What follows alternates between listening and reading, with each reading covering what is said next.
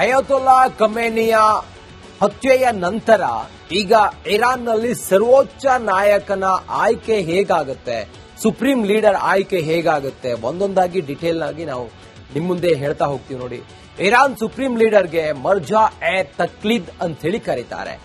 ಮರ್ಜಾ A ತಕ್ಲೀದ್ ಅಂದ್ರೆ ದೇವರ ಪ್ರತಿನಿಧಿ ಅನ್ನೋ ಅರ್ಥ ಬರುತ್ತೆ. ಮರ್ಜಾ ಎ ತಕ್ಲೀದ್ ಆಗಲು ಮೊದಲು ಮಸ್ತಹಿದ್ ಆಗಬೇಕಾಗತ್ತೆ. ಮಸ್ತಹಿದ್ ಅಂದ್ರೆ ಇಸ್ಲಾಂ ಅನ್ನ ತಿಳಿದುಕೊಂಡವನು ಅಂತ ಹೇಳಿ ಅರ್ಥ. 1989ರಲ್ಲಿ ಅಯಾತೊಲ್ಲಾ ರುಹಲ್ಲಾ ಖಮೇನಿ ಮೃತಪಡ್ತಾರೆ. 1989ರ ಹೊತ್ತಿಗೆ ಅಲಿ ಖಮೇನಿ ಅಯಾತುಲ್ಲಾ ಆಗಿರಲಿಲ್ಲ. ಆ ಹೊತ್ತಿಗೆ ಹೌಜತ್ ಅಲ್ ಇಸ್ಲಾಂ ಆಗಿದ್ದ ಅಲಿ ಖಮೇನಿ.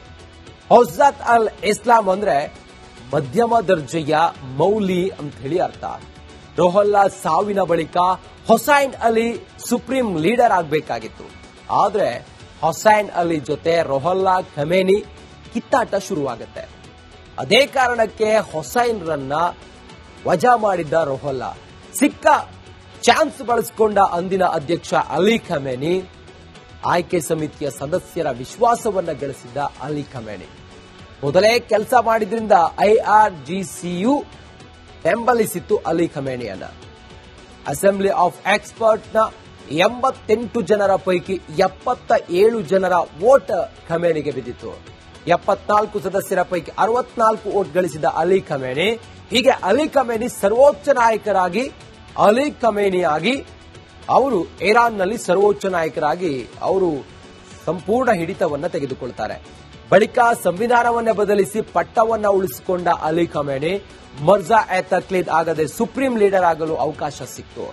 ಕಾಲಾನಂತರ ಅಲಿ ಖಮೇನಿ ಅಯಾತೊಲ್ಲಾ ಆದ್ರೂ 88 ಸದಸ್ಯರ ಸಮಿತಿ ಯಾರನ್ನ ಬೆಂಬಲಿಸುತ್ತೋ ಅವರಿಗೆ ಪಟ್ಟ ಕಟ್ಟೋದು ಹಿಂದಿನಿಂದಲೂ ಕೂಡ ಇರಾನ್ನಲ್ಲಿ ನಡೆದುಕೊಂಡು ಬಂದಂತ ಒಂದಿಷ್ಟು ಪ್ರೋಟೋಕಾಲ್ಗಳಾಗಿತ್ತು, ಸಂಪ್ರದಾಯ ಆಗಿತ್ತು, ಆಚರಣೆಗಳಾಗಿತ್ತು. ಆದ್ರೆ ಅದನ್ನ ಬದಲಿಸಿದ್ದೇ ಖಮೇನಿ. ಇದು ಈಗ ಈ ನಂತರ ಖಮೇನಿಯ ಹತ್ಯೆಯ ನಂತರ ಮುಂದಿನ ಸರ್ವೋಚ್ಚ ನಾಯಕನ ಆಯ್ಕೆಯ ಬಗ್ಗೆ ಈಗ ತಲೆಕೆಡಿಸಿಕೊಂಡಿದೆ ಇರಾನ್. ಇದರ ನಡುವೆ ಇಂಥದ್ದೊಂದು ಯುದ್ಧದ ವಾತಾವರಣ ಎಲ್ಲಾ ವಿಶ್ವದ ಬಲಿಷ್ಠ ರಾಷ್ಟ್ರಗಳನ್ನ ಎದುರು ಹಾಕಿಕೊಂಡಂತ ಇರಾನ್ ಈಗ ವಿಲವಿಲ ಒದ್ದಾಡ್ತಾ ಇದೆ. ಮುಂದಿನ ಸುದ್ದಿ ನೋಡೋಣ. ಅಯತೊಲ್ಲಾ ಖಮೇನಿಯ ಹತ್ಯೆಯ ನಂತರ ಈಗ ಇರಾನ್ನಲ್ಲಿ ಸರ್ವೋಚ್ಚ ನಾಯಕನ ಆಯ್ಕೆ ಹೇಗಾಗುತ್ತೆ, ಸುಪ್ರೀಂ ಲೀಡರ್ ಆಯ್ಕೆ ಹೇಗಾಗುತ್ತೆ ಒಂದೊಂದಾಗಿ ಡೀಟೇಲ್ ಆಗಿ ನಾವು ನಿಮ್ ಮುಂದೆ ಹೇಳ್ತಾ ಹೋಗ್ತೀವಿ ನೋಡಿ. ಇರಾನ್ ಸುಪ್ರೀಂ ಲೀಡರ್ಗೆ ಮರ್ಜಾ ಎ ತಕ್ಲೀದ್ ಅಂತ ಹೇಳಿ ಕರೀತಾರೆ.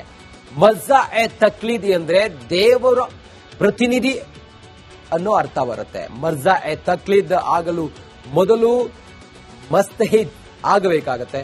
ಮಸ್ತಹಿದ್ ಅಂದ್ರೆ ಇಸ್ಲಾಂ ಅನ್ನ ತಿಳಿದುಕೊಂಡವನು ಅಂತ ಹೇಳಿ ಅರ್ಥ. 1989ರಲ್ಲಿ ಅಯಾತೊಲ್ಲಾ ರುಹಲ್ಲಾ ಖಮೇನಿ ಮೃತಪಡ್ತಾರೆ. 1989ರ ಹೊತ್ತಿಗೆ ಅಲಿ ಖಮೇನಿ ಅಯಾತುಲ್ಲಾ ಆಗಿರಲಿಲ್ಲ. ಆ ಹೊತ್ತಿಗೆ ಹೌಜತ್ ಅಲ್ ಇಸ್ಲಾಂ ಆಗಿದ್ದ ಅಲಿ ಖಮೇನಿ. ಹೌಜತ್ ಅಲ್ ಇಸ್ಲಾಂ ಅಂದ್ರೆ ಮಧ್ಯಮ ದರ್ಜೆಯ ಮೌಲಿ ಅಂತ ಹೇಳಿ ಅರ್ಥ. ರುಹಲ್ಲಾ ಸಾವಿನ ಬಳಿಕ ಹುಸೈನ್ ಅಲಿ ಸುಪ್ರೀಂ ಲೀಡರ್ ಆಗಬೇಕಾಗಿತ್ತು. ಆದ್ರೆ ಹುಸೈನ್ ಅಲಿ ಜೊತೆ ರುಹಲ್ಲಾ ಖಮೇನಿ ಕಿತ್ತಾಟ ಶುರುವಾಗುತ್ತೆ. ಅದೇ ಕಾರಣಕ್ಕೆ ಹುಸೈನ್ ರನ್ನ ವಜಾ ಮಾಡಿದ್ದ ರುಹಲ್ಲಾ.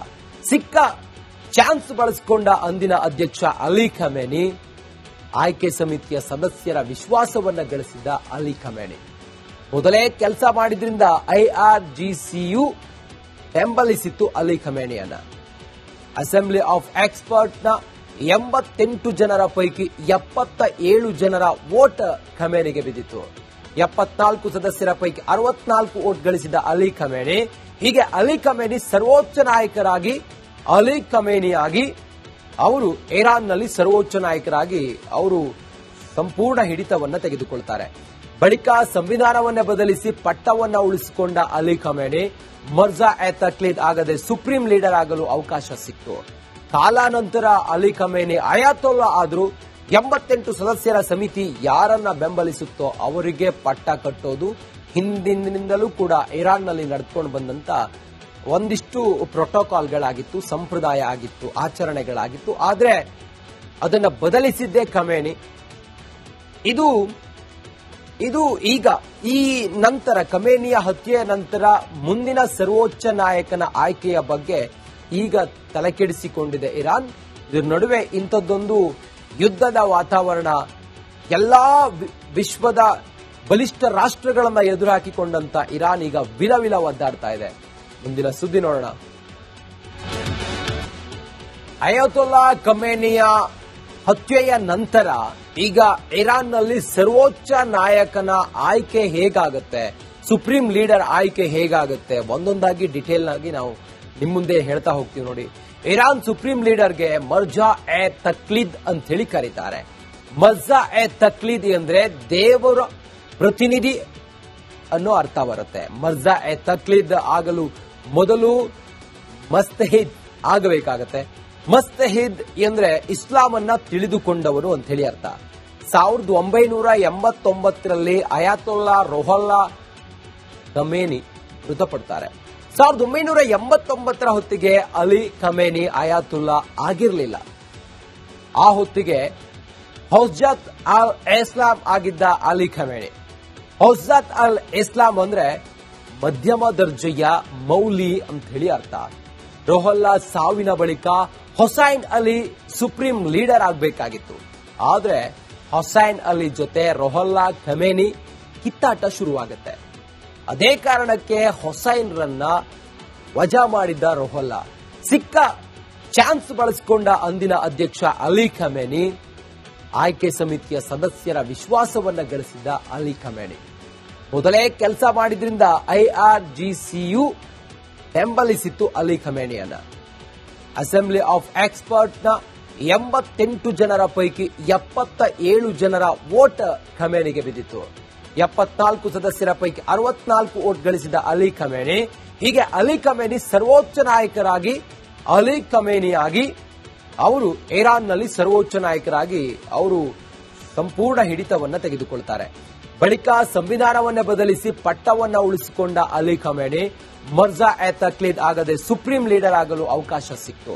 ಕಾಲಾನಂತರ ಅಲಿ ಖಮೇನಿ ಅಯಾತೊಲ್ಲಾ ಆದ್ರೂ 88 ಸದಸ್ಯರ ಸಮಿತಿ ಯಾರನ್ನ ಬೆಂಬಲಿಸುತ್ತೋ ಅವರಿಗೆ ಪಟ್ಟ ಕಟ್ಟೋದು ಹಿಂದಿನಿಂದಲೂ ಕೂಡ ಇರಾನ್ನಲ್ಲಿ ನಡೆದುಕೊಂಡು ಬಂದಂತ ಒಂದಿಷ್ಟು ಪ್ರೋಟೋಕಾಲ್ಗಳಾಗಿತ್ತು, ಸಂಪ್ರದಾಯ ಆಗಿತ್ತು, ಆಚರಣೆಗಳಾಗಿತ್ತು. ಆದ್ರೆ ಅದನ್ನ ಬದಲಿಸಿದ್ದೇ ಖಮೇನಿ.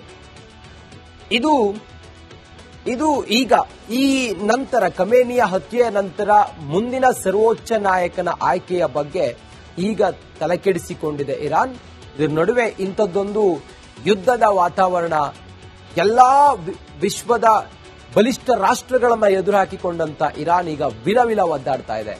ಮುಂದಿನ ಸುದ್ದಿ ನೋಡೋಣ.